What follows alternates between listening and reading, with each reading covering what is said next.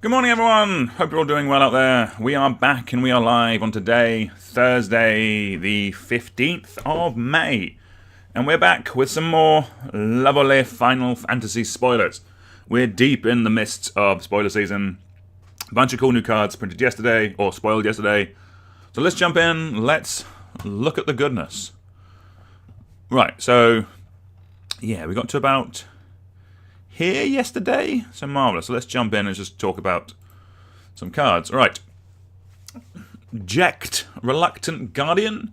3 and a black, legendary creature, human warrior. 4/3 with menace. Whenever it deals combat damage to a player, you may exile it, then return it to the battlefield transformed under its owner's control. It transforms into... it transforms into a saga. I don't know why I said that like Austin Powers. As the saga enters, and after your draw step, add a law counter, sacrifice it after 3. Ooh, sacrificing isn't great. 1 and 2, Jecht Beam. Each opponent discards a card, and you draw a card. The wording's a bit weird here, but yeah. Each opponent discards a card and you draw a card, that's fine. An ultimate Jecht Shot. And number 3, each opponent sacrifices 2 creatures of their choice. I don't think you're going to be building this as a commander, because once you get to here, it will just sacrifice itself. In Limited, this seems pretty cool, though, because a 4-mana 4/3 menace is going to be pretty good. It will then connect, it flips, you get this straight away, and then a 7/7 menace will end games of Limited if they don't have a way of interacting with this.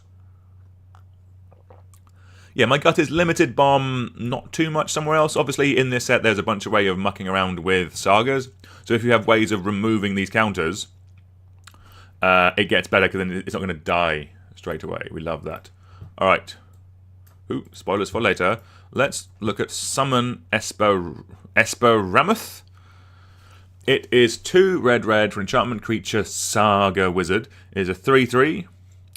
It has one... Chapter 1 is Judgment Bolt. This creature deals damage equal to the number of non-creature, non-land cards in your graveyard to target creature an opponent controls. So that doesn't work off of other... These are creatures everywhere. These aren't like gods, like the Theros, the Chedos gods. These are creatures in your graveyard, so they only work... This is only working off of non-creature spells. I don't think that this will be fine. This is like a really bad Flame Tongue Karvu. And then 2 and 3 wizards you control get +1 persona until end of turn. So we have seen some Wizards Matter stuff in this set. Yeah, this is probably fine in Limited. It's probably fine in other places in Commander if you are doing like Wizards Matter stuff, because there are wizards that double up ETBs of wizards, and this isn't ETB. This is a Saga trigger, isn't it? So it's not. You don't even get the double up ETBs effects. Okay. Probably going to be fine in Limited. Like if Muscle Wizards is a thing, like if we're turning wizards sideways, then I think this could be fine. Seems like a perfectly fine bread and butter card. 4-mana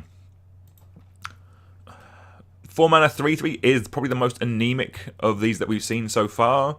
So effectively, you are running this as a removal spell. I am viewing this as a removal spell first, and then a creature that can block once or twice later. Otherwise, it only gets in 1 attack, because this is weird. So, like on turn 2, when this attacks, it'll attack as a 4/3 because of this trigger, and then on turn 3, or the third turn it's out, you don't get to attack with it because it sacrifices it. Because it sacrifices because of the Saga triggers. Fine, not blown away, but it is an uncommon. That's fine. All right. Ooh, we have the common land cycle, Rabanastre, Royal City. It is a land town. Town is a subtype in this format, or in this set. This land enters taps to add a Boros. I'm assuming there'll be a full cycle of this. I don't think if we've had information whether there's going to be like one in every like one of these guaranteed in every pack, but if just in the common land slot, then that should make fixing nice and doable. Towns seem to matter in this set, so that works pretty well. Right. We have a Chocobo. Choco, Seeker of Paradise. Is this the big one? Is this the main one? Do we know? 1 and a Bant for a legendary creature bird is a 3/5. Whenever one or more birds you control attack, look at Look at that many cards on the top of your library. You may put one of them into your hand, then put any number of land cards from among them onto the battlefield tapped and the rest into your graveyard. Okay, that's pretty cool. And then landfall, whenever a land you control attacks each Choco, gets +1/+0 until end of turn.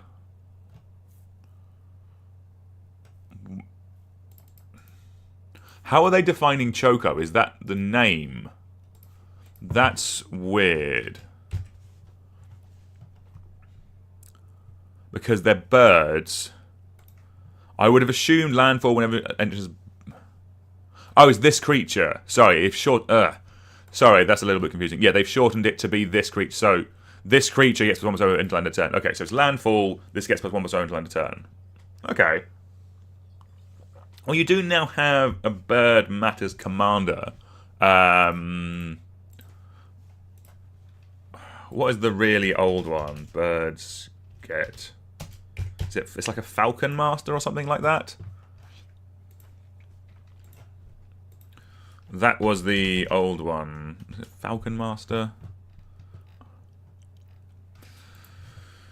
Soraya the Falconer, legendary creature, human. All falcons get +1/+1, but it was errated to all be... Wizards have informed us all falcons are in fact birds. Correct. We love that for us. So that's all fine. So this kind of was the very first version. There will be other bird matters out there, but this is going to replace that now because it's a 3-color. Lets you get all the nice birds in all the 3 colors. As a bird commander, it's probably fine. This bird doesn't have any kind of evasion, but most birds generally do.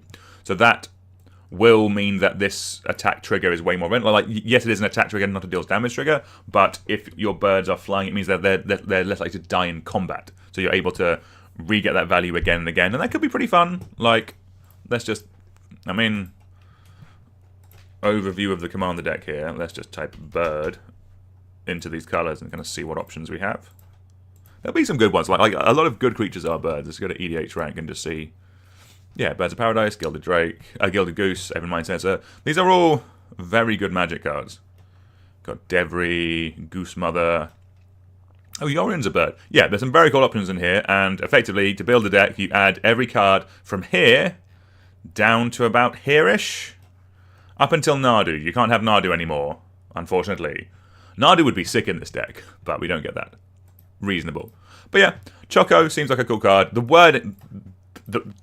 wording is the most annoying part of this card for me, if I'm honest with you. The Choco gets +1/+0 until end of turn. Why is that not this creature or whatever? But hey-ho. Alright. A bunch of red cards. Let's have a look at these. Samurai's Katana. 2 and a red. Artifact equipment with job select. I like the fact that they have put the reminder on this, so we know what it does. When this equipment enters, create a 1/1 colorless hero creature token. So this is like Living Weapon or Themiridan. Continuing the tradition of all of them apart from Living Weapon having dreadful names. Themiridan, fine name. Job select, I don't know what this is.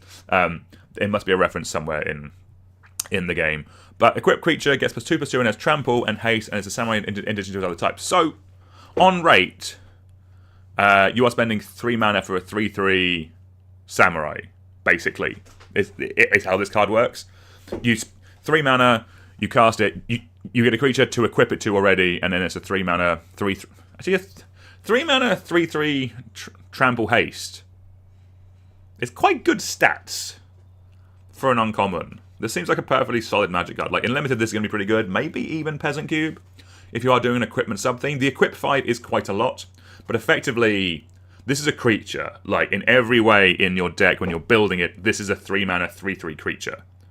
Like, this does not fit in the equipment part of the deck. It fits in the creature part when you're curving it out. But, yeah, basically it's a 3 mana 3/3 creature that later in the game you can use it to buff up another creature you have. That seems pretty solid. This seems like a very decent draft uncommon.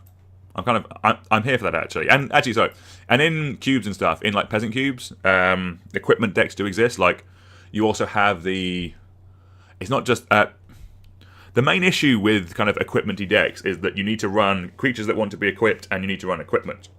This kind of bridges the gap, because like you also have a bunch of cards that care if creatures are equipped or cares about equipment. So it's kind of like there's 3 different sections, and kind of like if you can combine 2 of them by in your deck, not having to make slots for equipment and creatures, they can be both.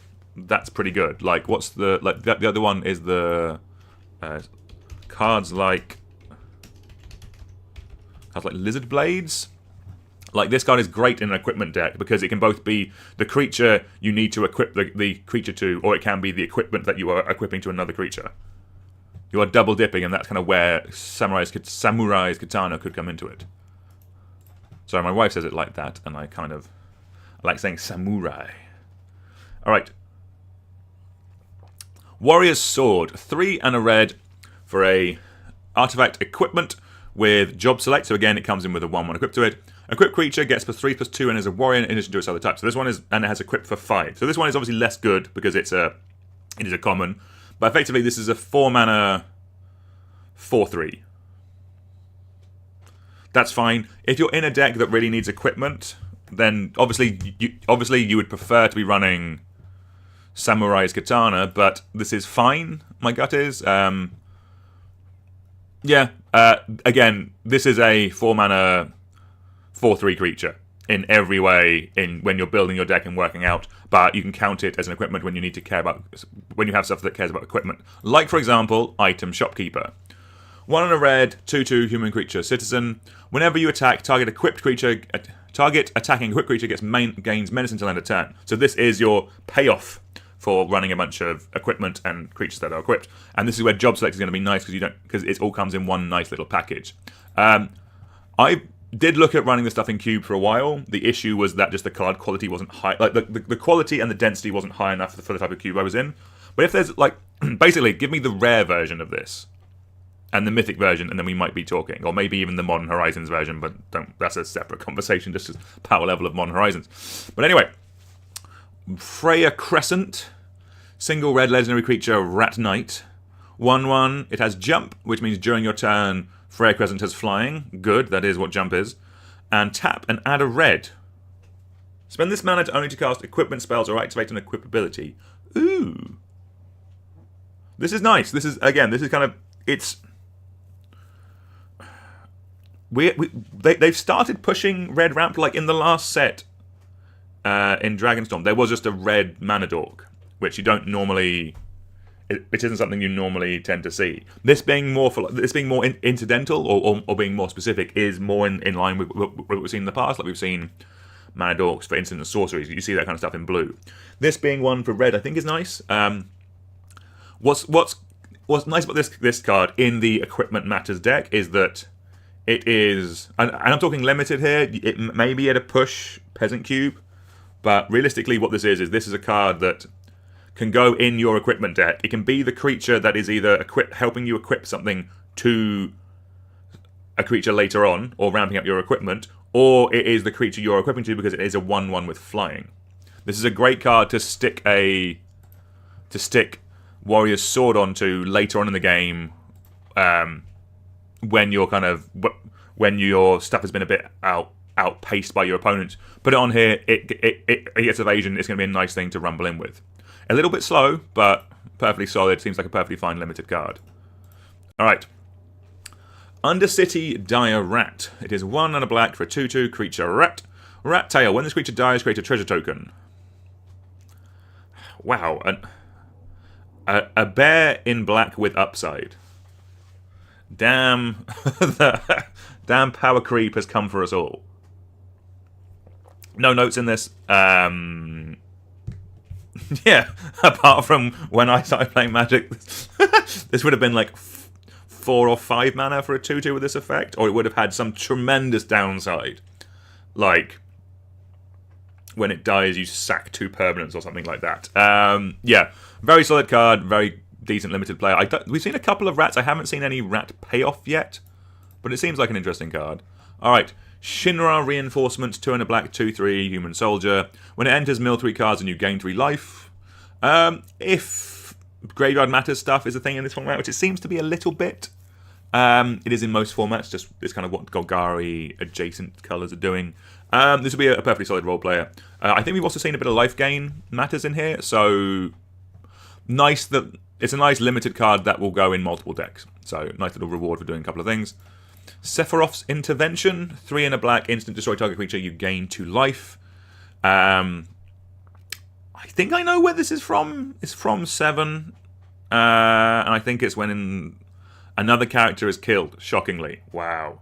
That's why everyone's watching, for the deep lore that I can provide on Final Fantasy VII. Here is our common black interaction from the set. This is really good. 4 mana instant destroy target creature with more upside is really nice. Again, a few years ago, this used to be 5 mana at sorcery speed. So the power level is definitely going up, but yeah, very solid card. Oh, draft staple. You probably want. I think any deck would run 2 of these. Probably not 3, just because of the cost. But yeah, very good card. Shambling Scythe. I see what they did there. 2 and a black, 3/3 creature, mutant horror. It enters tapped, and whenever you cast a non-creature spell, you may pay a black. If you do, return this card from your graveyard to your hand. That's pretty cool. It's a nice little annoying spell that on an on-rate creature as well. Like, again, this would have been like a 3/1 a while ago. Yeah. There's a lot of stuff that's caring about non-creature spells, but because of the summons, there aren't going to be as many in this format. So without playing the format or seeing the whole set, my hot take is that if you have a bunch of non-creature spell or cards that care about non-creatures, I think you're going to have to work for it. I don't think it's going to be as free. Fortunately, the equipment comes in with creatures, so this is kind of this is good in those kind of decks. Yeah, the equipment that come with creatures, so Job Select is good in these kind of decks because this will trigger this. But things like the summons won't because they're creatures. So that's kind of a weird place. It's being honest, it kind of feels like you put 2 opposing mechanics in the set, It's kind of like they put in a weird way persist counters and undying stuff in the same set. Kind of 2 things that don't really interact that well or as you'd want. It's kind of that feels a little weird to me. I like summons; I think they're good, but they don't work or I don't think they work. Maybe they'll errata them. So on this, actually, I don't know. Basically, for me, these are creatures everywhere. That's just how I'm reading them. So unless that's incorrect, I don't think the Saga creatures work really well with this kind of effect, and we've seen a notable number of them. All right, 4 evil reawakened, 4 and a black. I just read the flavor of it. Sorcery: return target creature card from your graveyard to the battlefield with 2 additional possible counters on it. Gulaf, it's good to see you again. All right, flawless flavor text, no notes here. Yeah, most sets tend to have common or uncommon 5 mana reanimate spell. 2 counters is quite nice. This might be one of the better ones. Not going to get anywhere else because, I think reanimate is actually an uncommon. I don't think that counts. Yeah, reanimate is an uncommon. All of the good reanimation spells, apart from persist, are uncommon, so it's not going to get in a peasant cube, but a solid card. Alright. Albed Salvagers, 2 and a black, 2/3. Whenever this creature or another creature or artifact you control dies, target opponent loses 1 life and you gain 1 life. Ooh. Okay. This is good, actually. Stuff that... Ooh. Alright, this card's really good. Way better in one-on-one than multiplayer, but blood artist effects that also trigger off of artifacts and artifacts as well as creatures are really strong because treasures are everywhere and treasures don't have the built-in need for a sack outlet. You can just sack them and ping your opponent. This is really good. This is a slam dunk test in my slower cube. Just 3 mana is the magic number. We saw the best Blood Artist be printed last year in Marionette Apprentice. This card is phenomenal because it is a Blood Artist effect that also comes with a body. And it triggers off of artifacts or artifacts and creatures. And this is another one of those. Yes, it's 1 more mana. I think for Commander, it has target opponent, which obviously limits it, like the scalability of Commander. You couldn't print this as like a Zutable Cutthroat that hits each opponent because it is just too easy with Treasure. This is a very good card. This feels quite pushed, actually. I like this card a lot. This card's very good. I would play this card. I'm going to play this card in at least one of my cubes. Probably not the other one. Probably not the higher power level one, but I think this card's very strong. Just, yeah. So, triggering off of Treasure, triggering off Clues, triggering off all your dorky, like blood, all this kind of stuff, as well as all of your creatures. So it's a nice little overlap card as well, but you can really go ham with this. I think Elbert Salvage is a very strong card. I like that. All right, we have a rare now. Summon Leviathan. It is a 6 mana enchantment creature, Saga Leviathan. It is a 6/6 with Ward 2. And it has Chapter 1, return each creature that isn't a Kraken, Leviathan, Merfolk, Octopus, or Serpent to his hand. Cool, we've seen that effect before, but now it comes on a Leviathan. That's pretty vibes. And 2 and 3, until end of turn, whenever Kraken, Leviathan, Merfolk, Octopus, or Serpent attacks, draw a card. That's pretty good. Again, the Chapter 3 on this is irritating because you get the effect, but you can't actually attack with this creature on that turn. So you do need to put it in a deck with other Kraken, Leviathan, Merfolk, Octopus, or Serpents. This is a nice kind of board wipe. Board wipe. In limited, this is like the board wipe because it's 6 mana, bounce everything else on the board, but you have a 6/6. So in theory, then when you pass back to your opponent, they can play out they can either play out one creature of the same size if you're playing this on curve, or they can play out a bunch of small stuff. This should, in theory, then get in and maybe draw you a card. Again, the fact that this is a 6. Don't think of these as a 6/6 creature. This is a 6/6 with this effect that you get to attack with once, basically. And for that, I think this is good. Like this effect, return each creature that isn't this. We've seen this effect before. Let's actually just return each creature that isn't. Let's actually just search for it. I'm pretty positive this exists.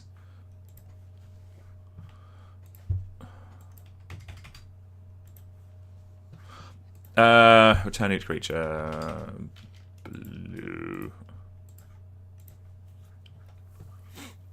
Alright, there's only 28 of them. We will find this bloody card. Scourge of Fleets is a similar card, but there is one specifically that cares about. I'm not going to spend too much time looking at it. Like there is another card from like Theros era that does something similar. But this comes with a body you can attack with once. It'll be a decent late game card in a blue deck that's looking to finish off the opponent. Yeah, seems solid. Not world ending, but decent card. All right, we have Sargain. 1 and a blue for a 1/3 creature, Merfolk Warrior. Whenever you cast a non-creature spell, if at least 4 mana spent to cast it, put a +1 counter on this creature and it can't be blocked this turn. So again, we mentioned this yesterday, but yeah, rewarding us for casting non-creature spells with 4 or more mana is an interesting way to take design. It's not something we've really seen too much before. Normally it's creatures. I'm assuming at some point they'll do this with artifacts, like if you cast an artifact with power 4 or more. It is new design space. This common isn't really a card I care about, but as design space for bigger things, I'm kind of here for it because, specifically in Cube anyway, God's perfect format, you have the Dream Halls decks. And the Dream Halls decks are a bunch of fun. You have Dream Halls and you have Mythic's Mastery as ways of casting big, dumb instant and sorceries. Like Ultimatums, for example. This deck is a lot of fun. We love this. You have Up the Beanstalk, which does trigger in this kind of deck, but like if you have something specifically in the colours that Dream Halls is in, then I like it a lot more. If you haven't played Dream Halls in Commander, kids, would be my advice. Dream Halls, incredibly fun Magic card. I think it is a little pricey. Yeah, it's about $25, 20 quid. Proxy it, have a lot of fun. Dream Halls, very fun card to play with. Alright. Retrieve the Esper. This one is actually in Esper colours, so I'm slightly more excited for it from a flavour point of view. 3 and a blue. Sorcery. Create a 3/3 blue robot warrior artifact creature token. Then if this spell was cast from a graveyard, put 2 +1 counters on that token. Flashback for 5 and a blue. So again, so this is nice that this is giving us, for the stuff that cares about non-creature spells, this is another creature. It's nice that, yeah, because these are creatures that would normally be non-creature spells. They've given us a bunch of non-creature spells that would normally be creatures. So we have the equipment here, but here we have what is effectively a 4-mana 3/3, which is not great. Like, even a few years ago, this would not have been great, but a 4-mana 3/3 on a non-creature spell, like, and then you do it again. So you have a 6-mana 5/5. A deck can probably, like, I don't think this is a good card, but a deck can probably run one of them. Effectively, what this is if you have a bunch of spells like this that need non-creature spells, this is the non-creature spell we have to run, not the non-creature spell we want to run. This is like our bread and butter, eating our veg type card. I'm not blown away by it. I do love Flashback. More Flashback, please. But it's a card you might have to run to make your deck work. Alright, Dreams of Laguna. 1 and a blue, instant. Surveil 1, then draw a card. To Surveil 1, look at the top. I'm not going to read Surveil. Everyone knows what Surveil does. Alright, and then Flashback for 3 and a blue. So this is cool. Yeah, blue does get a lot of good commons and cantrips. My gut is that this is just slightly underpowered. I would want to Surveil more for this card. Like, we have... it's got a thing I'm adding to my cube. Start the TARDIS. 2-mana sorcery, Surveil 2, draw a card with Jumpstart. You can ignore the Planeswalk part of the card. But, you may cast this card from your graveyard by discarding a card to other cost, then exile the card. So we already have a 2-mana draw spell in these colours that we can cast from our graveyard. Surveil 1, then draw a card is a lot worse than Surveil 2, draw a card. It's literally double the selection. The fact that it's a source, an instant, I do like. Means we can do it with everything that mana. I think this card will play out fine in limited. It's probably one that kind of like is better than like Serum Visions in Commander, would be my gut. Just because of the flashback, and if you're in a deck that cares about things going to the graveyard, then this does get better. Like you could run this in a Graveyard Matters deck. Like this could go in like a Sultai deck, because that flashback means you can do it from the graveyard, which is nice. But my gut is that Start the TARDIS is just a better Magic card all round. The only downside with this is it has You May Planeswalk, which does confuse people. But just basically don't worry about it, ignore it, run it. So yeah, Dreams of Laguna, fine card, not super blown away by it. Mughals Valor, 3 white instant. For each creature you control, create a 1/2 white Mughal creature token with lifelink, and then creatures you control gain indestructible until end of turn. Right, okay, so this is how we build the Mughals deck. There's a bunch of Mughal, we got the Mughal legend yesterday, and a bunch of other stuff. Mog Mughal Warrior, so it is Boros, we love that. For Commander, you are going to run every card with this in it, and there aren't that many, so more helps. The fact that this is doubling up, so as an actual card for an actual game of Magic, take out the Mughal part of it. This is effectively a 5-mana protection spell. It's 5 mana, creatures you control gain indestructible until end of turn. That is a lot for this. However, the fact that it will double up all your creatures is nice. So this is a nice slot. So 5 mana is a lot. 5 mana is a lot to leave up as well.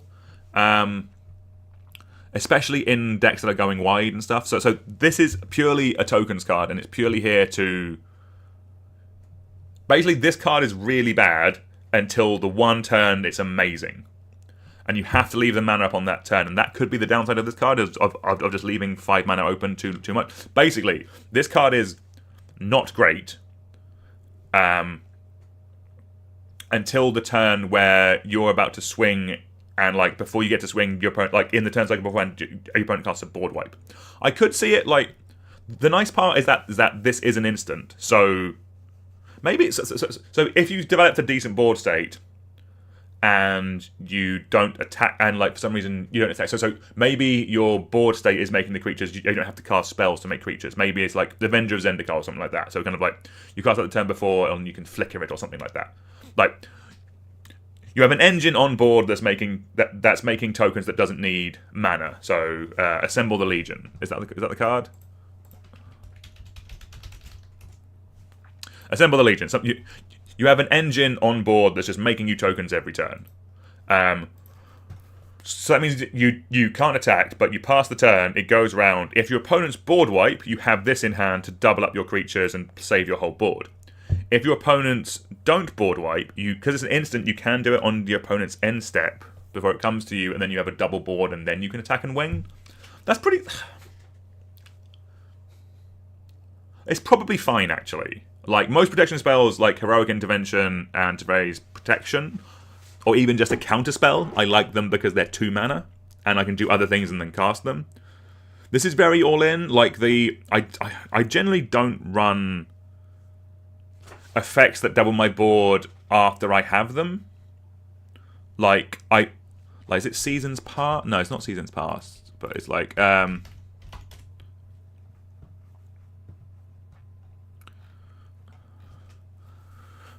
it's not Seasons Past.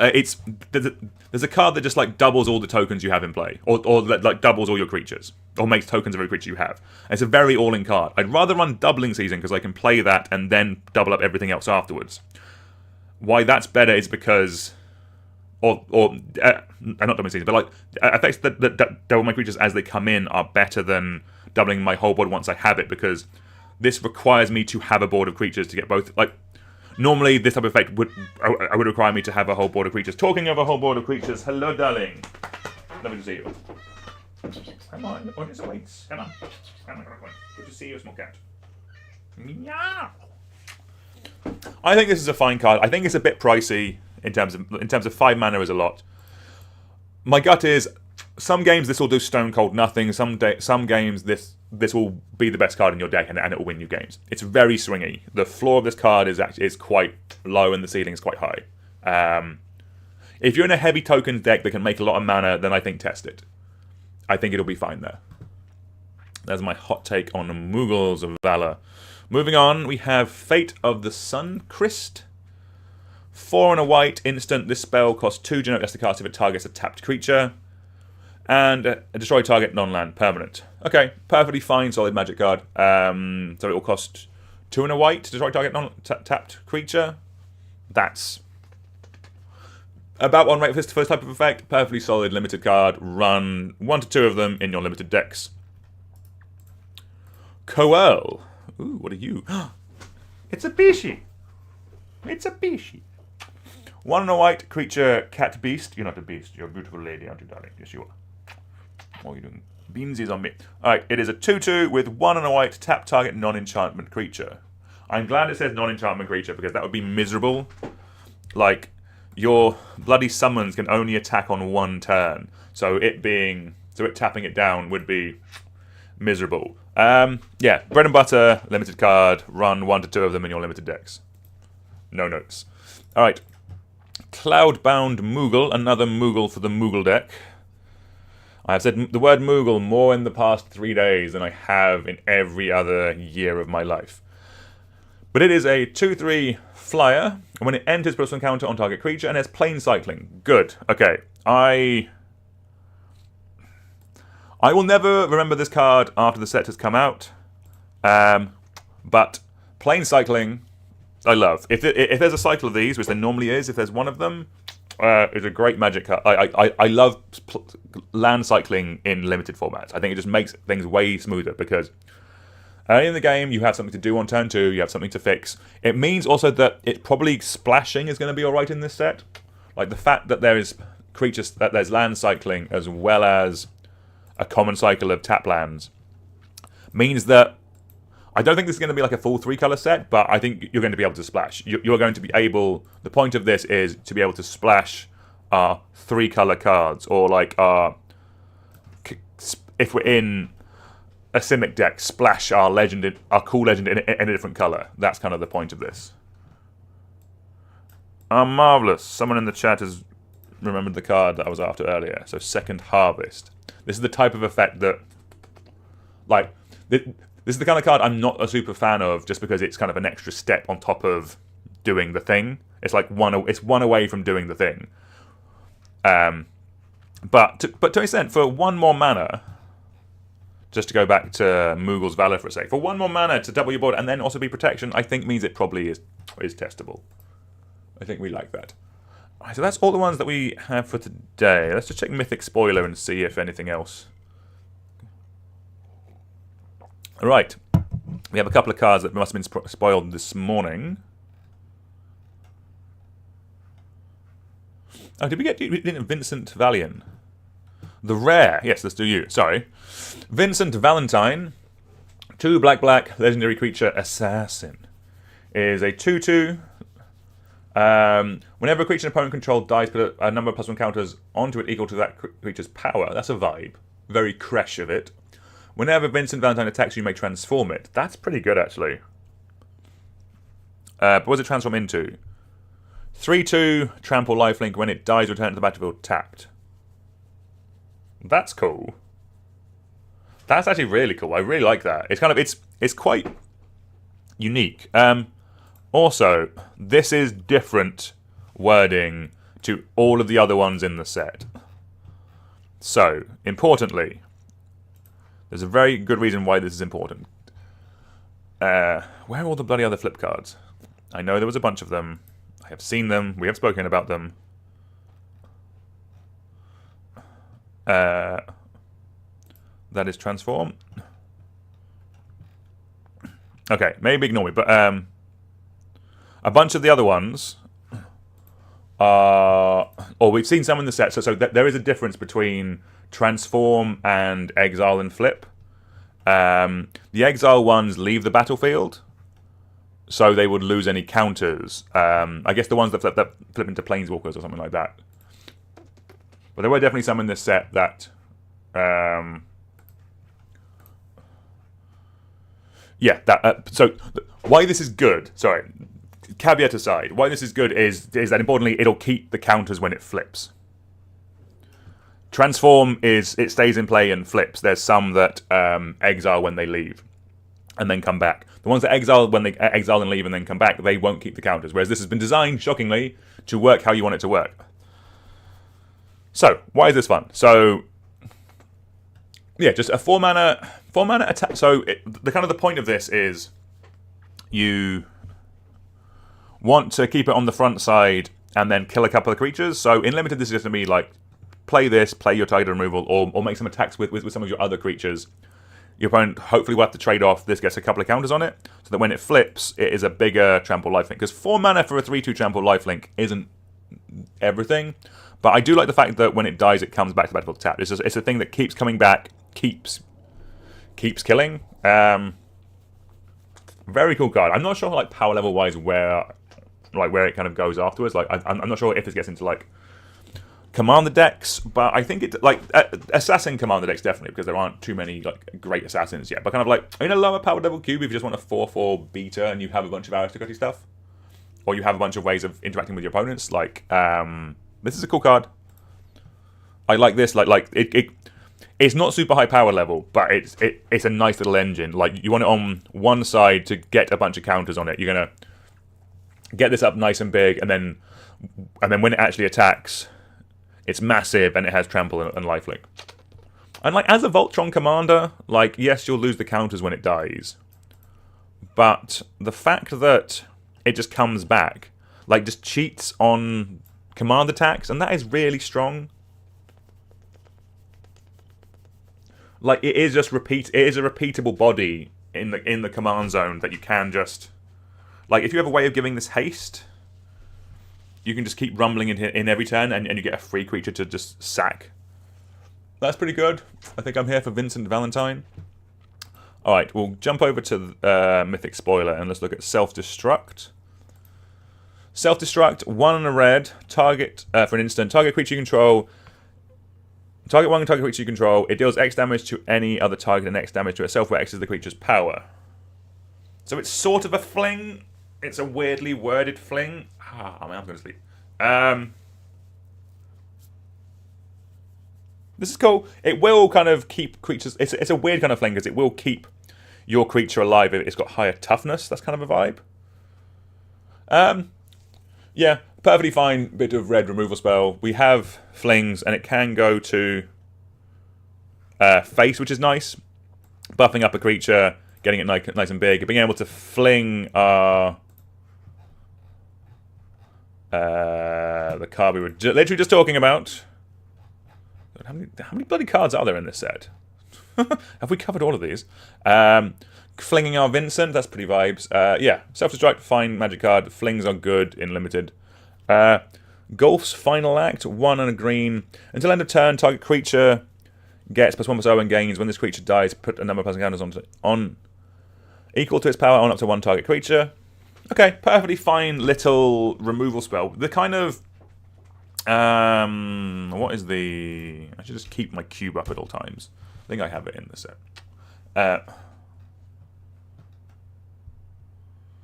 cut it. Like the Hardened Scales is the card.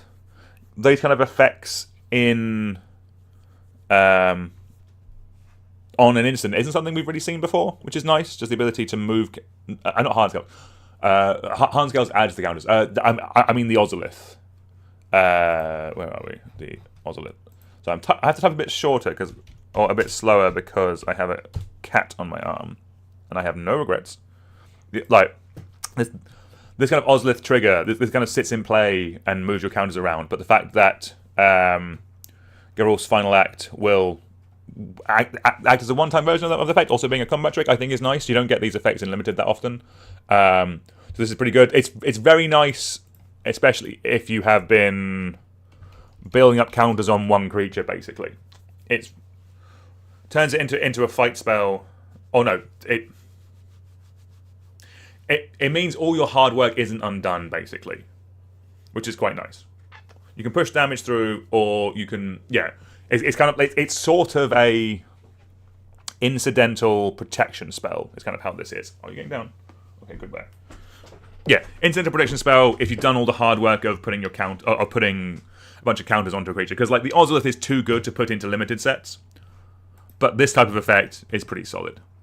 I think that's it for all the cards, but there is also the Secret Lair to talk about. Let's close these. Marvellous. So the Secret Lair was announced yesterday. Obviously, with all sets nowadays, they come with a Secret Lair. For Final Fantasy fans, this will be probably quite a big one.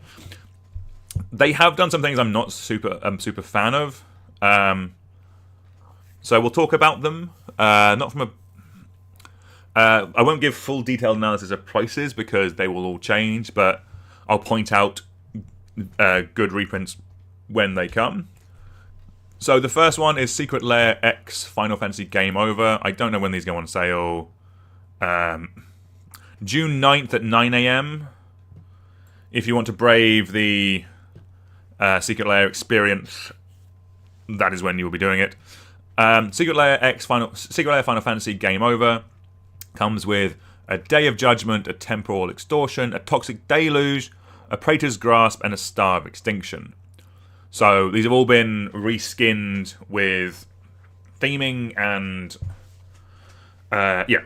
with theming and flavor from Final Fantasy. So for people who know these games, these will probably mean a lot more to you than me. I am seeing all of these cards for the first time and all the flavor for the first time. So, but as a, how much are these going to be? Is it up here? Probably not.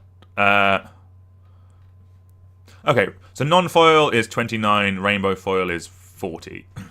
Okay, they'll probably be the same in pounds and euros because they're bastards for that. Yeah, 30 quid. Seems fine. Like, Toxic Deluge is the standout card here. Just how much is Toxic Deluge? Not as much as it used to be. Okay, so in terms of, from a cost point of view, is Absorbing Time randomly expensive? Yeah, so from a cost point of view, not... Oh, this one's... Yeah, okay. This is your value. First reprint of Absorbing Time. That's pretty nice. So yeah, kind of your value is here and here, but the main thing with Secret Lairs is that I feel they're only really worth buying if the artwork appeals to you. It is kind of like an artistic choice first, and then you hope that and like effectively, then the money side of things is the clincher, if that makes sense. Like unless the value is so unbelievable, like if this was like 50p and you got to take and you got a Toxic Deluge, and everyone would do it. Kind of like they can be very hit and miss with the values on these type of things, but yeah. Toxic Deluge and Day of Judgment are just from a playable point of view the standouts. Praetor Grasp is a bit nicher. Starving Ascension, also a bit of expensive board wipe, and Absorbing Time, you don't see it played too much. If you're building a Final Fantasy Commander deck and you want Toxic Deluge or Day of Judgment, those would be kind of the main picks from a playability point of view. And again, spend your money how you want. If this is everything to you, then by all means crack on. But if not, you can pick up these cards individually from, like, original versions of these cards individually. You don't need to go this far. Secret Lair, Final Fantasy, Grimoire. We have Prismatic Ending, we have Cyclonic Rift, we have Dam, we have Lightning Bolt, and we have Heroic Intervention. So this is a very solid selection of cards. $30. I'm assuming Cyclonic Rift might actually... How expensive is this? Okay, so from a cost point of view, this seems to be a slam dunk. Like, if you just want a copy of Cyclonic Rift, and you don't care about the artwork, then from a financial point of view, this might be quite good for you. Because Heroic Intervention also can't be that cheap. Heroic Intervention's a tenner. Prismatic Ending is quite cheap. Like you can get Lightning Bolts quite cheap. Damn, I think won't be too expensive. No, like a couple of quid. So from a value point of view, it's worth more than $30. So if you don't own these cards, this might be a nice way of picking them up. Obviously, from an artwork point of view and a flavor point of view, Final Fantasy fans, like what I was saying earlier about kind of like, this one is a little bit easier. Like if I was kind of like on the fence, just having it being the flavor and also from a finance point of view, them kind of both being high, kind of makes sense. This one seems to be actually actually done a pretty decent job here, because I don't think Prismatic, although Prismatic Ending was a common. Ignore me, it's only 50p, ignore that.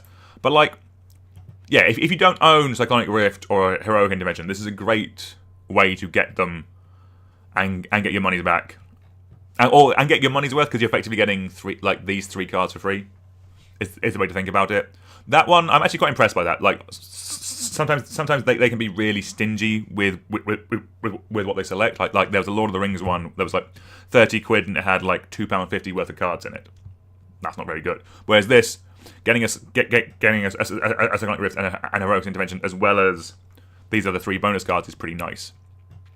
Alright, this is the one that actually kind of pissed me off a little bit, and I'm not a Final Fantasy fan, or a massive Final Fantasy fan, or I'm not going to pretend to be a Final Fantasy fan. I've played one of them, but Final Fantasy Secret Lair weapons, you have Staff of the Storyteller, you have Blade of Cells, you have Umezawa's Jitte, you have Colossus Hammer, and you have Sword of Justice and Sword of Truth and Justice. And why this kind of pisses me off is because I know the Cloudbuster Sword is quite an iconic iconic weapon in Final Fantasy. It's kind of like something that kind of like me as a normie who tangentially pays attention to it is aware is a thing. Like there's like YouTube videos of people building the massive swords and cutting watermelons in half, that kind of stuff. Like, the fact that this is behind a paywall and not in the set, I think, is kind of bollocks. The fact that there is a Cloud Commander deck and it doesn't come with Cloudbuster Sword because they wanted to put it in a Secret Lair, I think is a bit scummy. Or is just not great. Like, I don't think there is a version in the set. Yeah. Buster Sword comes up with this. So I don't think there's one in the set or in the Commander deck, which I think is kind of bad. Like, that's not a great experience, because it's like, oh, to complete your flavorful Commander deck, you have to buy the Secret Lair. That's only available for a limited time, and scalpers are dickheads who will just buy out a bunch of them, and then it's really expensive. That's my main complaint with this, is just that this is a purposeful choice. They knew what they were doing with this, and I think that's really scummy. As a selection of cards, Staff the Storyteller is a fine. Is actually a very good cube card, but I don't think it's great in like Commander. Blade of Cells is a couple of bucks. That's fine as a fiver. Umezawa's Jitte is a very super strong Magic card, but it's not really playable in Commander. Like, it's fine, but it's not great. Like, okay, so that's like $10. Colossus Hammer is probably about a fiver. Damn, we're good. Oh, and it's in the set anyway. There's already that's really stupid. There's already it's kind of like the two teams only talk to each other for some things but not for others. There's already a Final Fantasy version of this in the set, so I'm kind of even more annoyed about this. And Sword of Truth and Justice, are you expensive? Probably. Oh, okay. Oh well, okay. That's $40. That's $35. So these prices will change. One thing to note is that kind of this won't remain $35 when this comes out. But the fact that it is already kind of the cost of this means that this could, like, again, if you were on the fence, if you're a Final Fantasy fan and you were on the fence about from a monetary point of view, this Secret Lair does kind of look worth it because effectively you are buying one Sword of Truth and Justice and you're getting the rest for free. Again, I don't like giving financial advice because everyone's budgets are different, everyone's money are different. If you are thinking of buying these on the secondary market, use our TCG Player affiliate link. That would be helpful. One day I'll get a payout from that. But yeah, those are the three Secret Lairs. From a value point of view, I think one of them is bad and two of them are good. From a gameplay, player experience point of view, this just annoys me. But it is what it is. Again, if you want to brave the Secret Lair experience, it goes live on June 9th. Yeah, and that's what we're going to do it for today. Perfect. That all came out pretty good. I think we'll be back tomorrow with more spoilers. In theory, they're not meant to. So on the Wizards website, it says that like all spoilers will be done by like the 5th of June, which seems very far away. Let's actually. When does spoiler season end?